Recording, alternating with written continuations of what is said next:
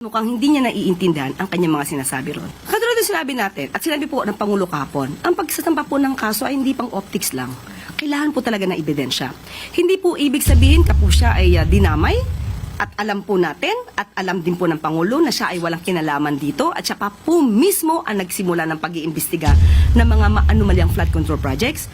Hindi po siya nababahala dahil alam po niya ang katotohanan, at kami po mismo ang magbibigay sa inyo ng mga detalye para malaman po ninyo mga sinasabi ni Zaldico ay pawang katang-isip lamang. Ayan mga kababayan, News That Matters, nagbabalik na naman po. Gandang gabi po sa mga nanonood dito sa Pilipinas at sa iba't ibang bansa. Ayan po, napanood natin si Auntie Claire na mukhang hyper na hyper mga kababayan. Nagaya po tuloy ako sa pananalita niya sa intro. Ayan po, nakita nyo parang nagpa-panic mode na si Tita Claire natin. Kailangan punasan ko muna yung mukha mo, Tita Claire, para matanggal yung panic mo dyan. Medyo parang naimbyar na ka na.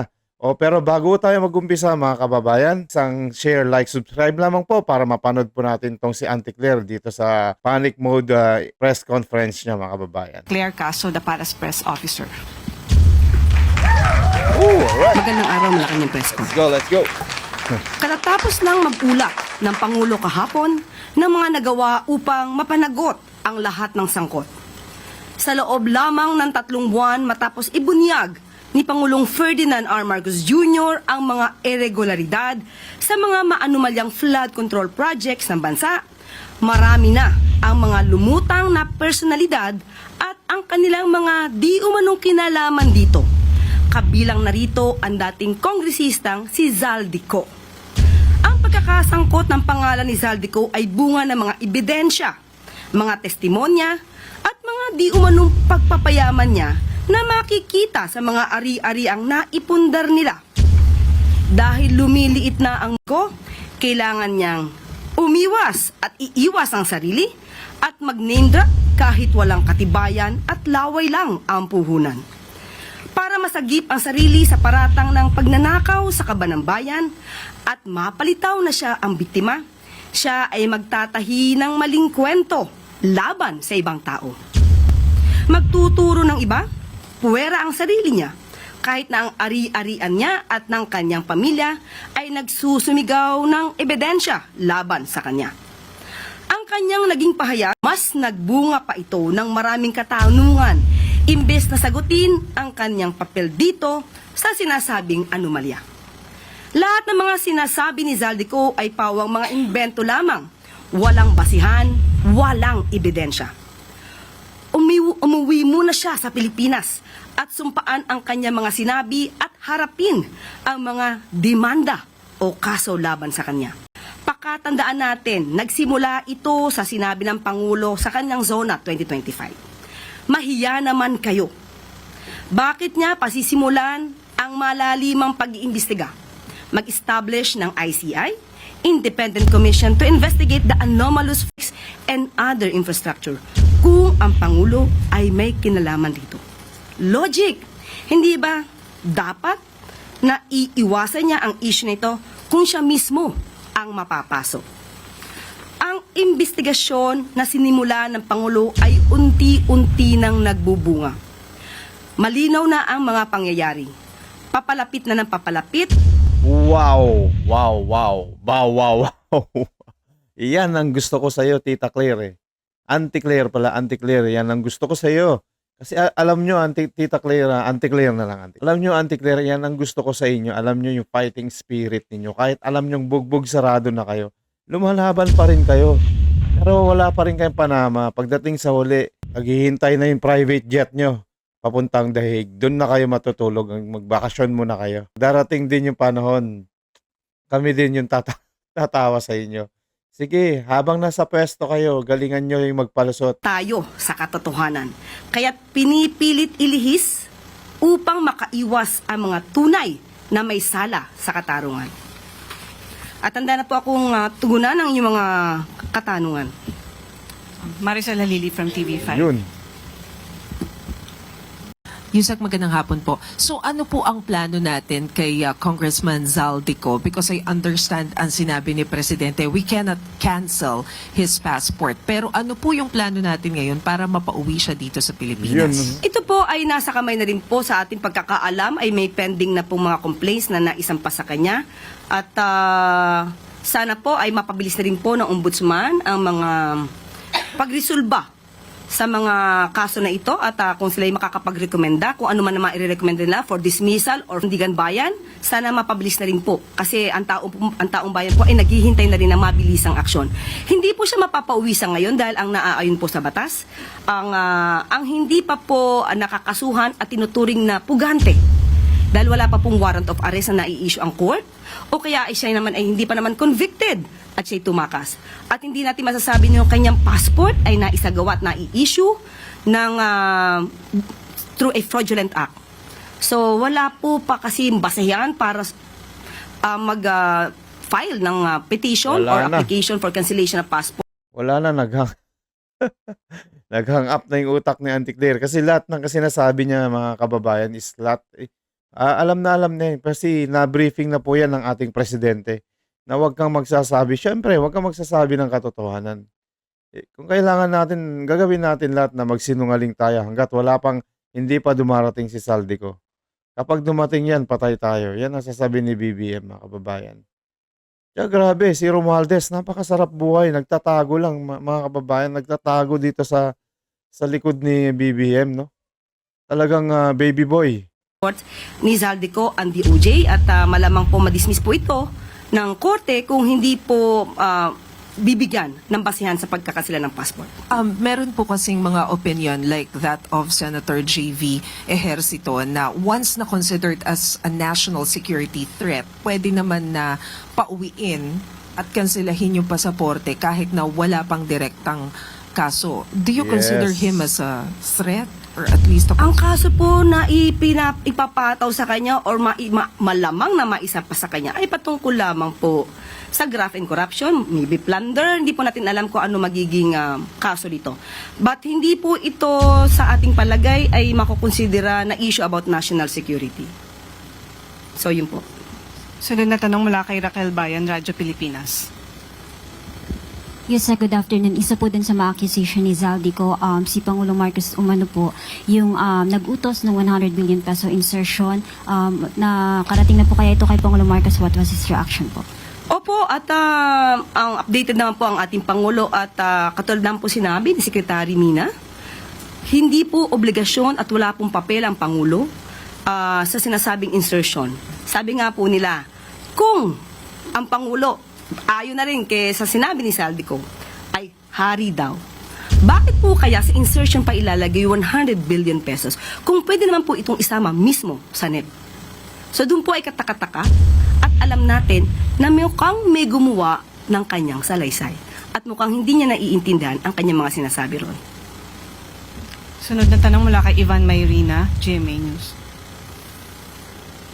Microphone, please. Hi, Yusek. Kaugnay sa tanong ni Raquel, na nung napag-usapan ho ninyo ito ng Pangulo, what was his reaction? Galit ba siya? Is he more determined now to have former Congressman Zaldico be made to go back to the Philippines para ho maimbestigahan yung mga sinasabi niya? Katulad ng sinabi natin at sinabi po ng Pangulo kahapon, ang pagsasampa po ng kaso ay hindi pang optics lang. Kailangan po talaga ng ebidensya. Hindi po ibig sabihin po siya ay dinamay at alam po natin at alam din po ng Pangulo na siya ay walang kinalaman dito at siya pa po mismo ang nagsimula ng pag-iimbestiga ng mga maanumalyang flood control projects. Hindi po siya nababahala dahil alam po niya ang katotohanan at kami po mismo ang magbibigay sa inyo ng mga detalye para malaman po ninyo ang mga sinasabi ni Zaldico ay pawang katang-isip lamang. Ito ho ang unang pagkakataon na nagkaroon ng direct accusation against the President. Again, siya po ba'y nagagalit? Or is he not taking it seriously dahil tulad na nabanggit ninyo, sa tingin niya hindi totoo? Hindi po natin masasabing hindi niya to siniseryoso. Ang akusasyon, kahit ano po ang mangyari, maaaring may maniwalang tao. Kaya po ngayon pa lamang ay binibigay namin sa inyo kung ano pa ang katotohanan. At hindi natin siguro masisisi si Saldico dahil alam natin na lumiliit ang kanyang mundo.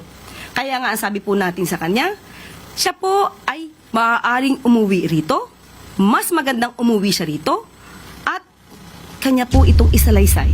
Dito Yes, mismo sa bansa, para matimbog harapin niya ang na yung kaso mga niya, mandarambong. humarap siya sa notaryo publiko, na lehitimong notaryo publiko, hindi kung saan-saan lang nakukuha, para naman mapatunayan niya ang kanyang mga akusasyon. Dahil mismo sa kanyang mga sinabi ko, ito po ay inyong nabasa, ang dami pong mga inconsistencies. Sorry, panghuli po. Is the President willing to guarantee the safety of the former congressman? Kasi nagpahayag siya ng pagkabahala na ayaw niya umuwi dahil daw sa banta sa kanyang buhay. Unang-una, hindi po ba dapat siya ang magpatunay kung may banta sa buhay niya? Saan po niya nakuha itong mga idea na to? Nung umuwi po ba siya dito, or rather, nung siya ba ay umalis, may pagbabanta na sa buhay niya? Nasa na mga records na masasabing may nagbabanta sa buhay niya? Dapat niya po munang patunayan yan bago niya ibuka ang kanyang bibig. Sunod na tanong mula kay Eden Santos, Net 25. Heavy. Yusek, ano po yung naging dahilan ni Kong Saldico, bakit siya biglang bumaliktad at itinuro ang Pangulo at si former Speaker Martin Romualdez dito po sa corruption sa flood control projects? Alam naman po natin na close yung kanilang relationship. Pinupuri pa nga siya ng Pangulo bilang chair ng appropriations before sila po ni Speaker Martin. Ba't biglang naging ganito po yung kanyang salaysay at itinuro niya mismo ang Pangulo dito sa anomalya na ito? Unang-unang ang po, parang wala naman po ako masasabi na sila ay close. Wala po ako nakikita kung gaano ang closeness nila.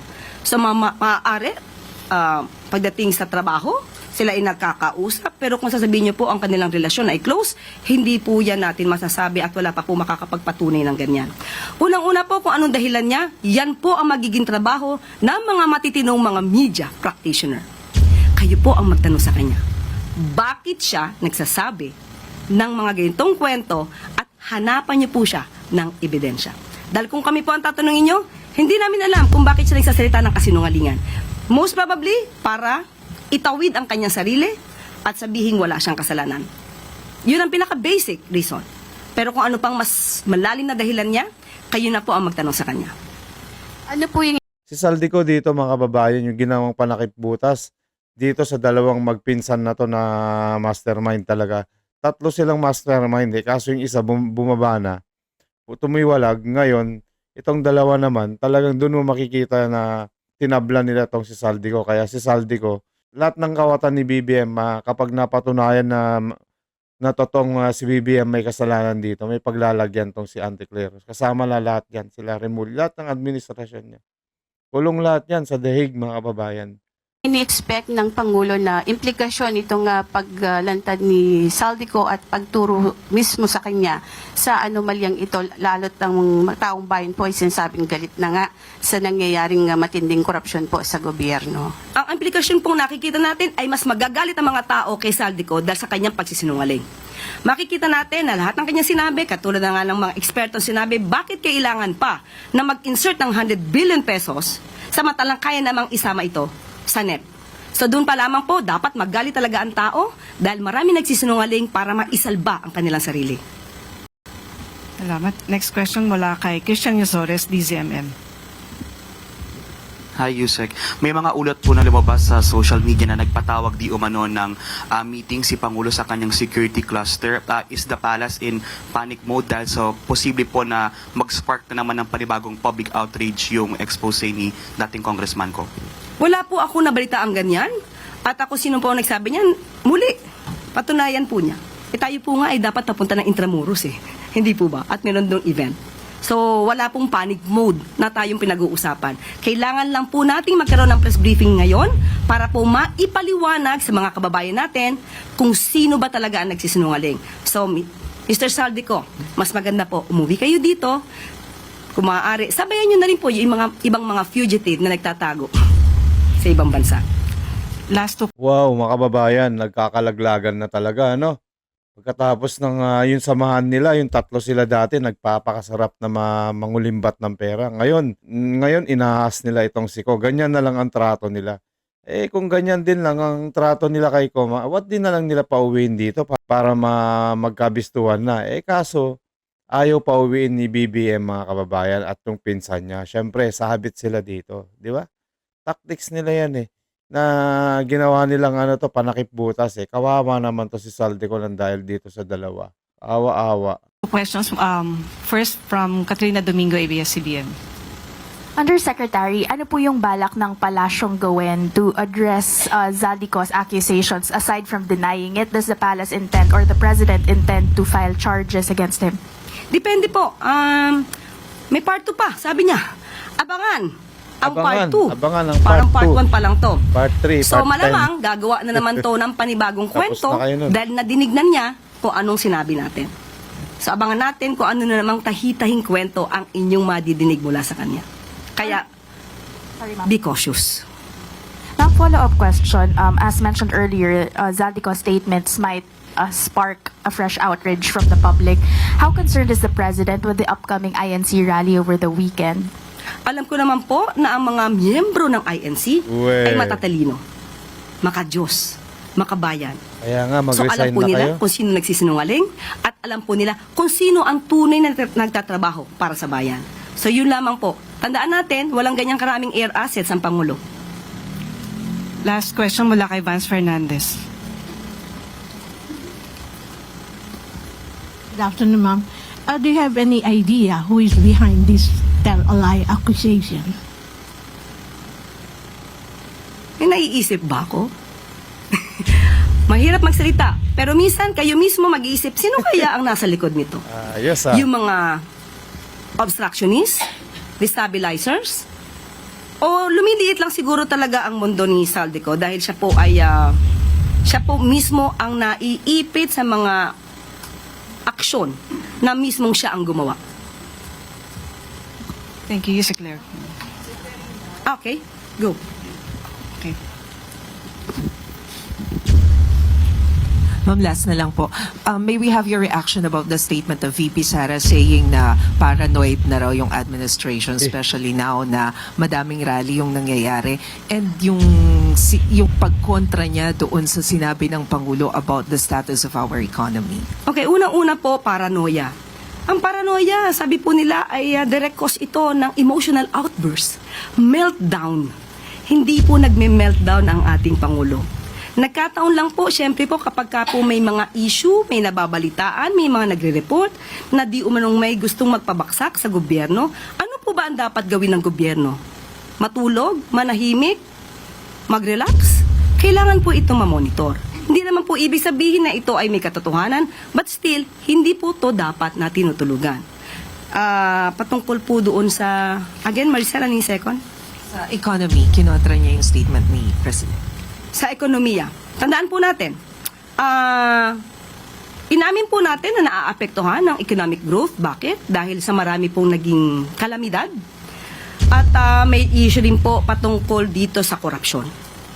At tandaan po natin, ang korupsyon na ito ay hindi lang sa panahon ngayon.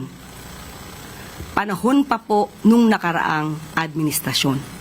Hinahanap pa po ang 33.5 billion pesos na patungkol po sa flood control master plan sa Cebu or Metro Cebu.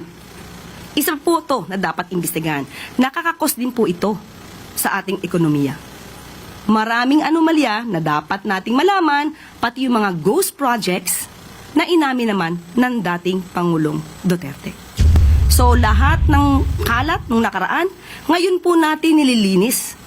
At malamang, isa ito sa nagiging dahilan kung bakit nagkakaroon po ng hindi magandang epekto to sa ekonomiya. But ang pangako ng Pangulo, gagawin ang lahat, pati ang economic team, gagawin ang lahat para po mapaangat pa ang ekonomiya ng bansa.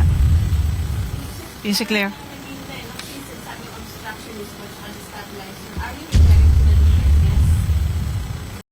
Tuturing na maraming tao na sila, maaaring sila. Thank you, Malacanang Press Corps. Maraming salamat, Malacanang Press Corps, at sana po ay maging maayos ang ating weekend. Auntie Claire, huwag mo idamay-damay dito ang reliyon dahil walang kinalaman ang reliyon dito. Ang pinag-uusapan natin dito is politika.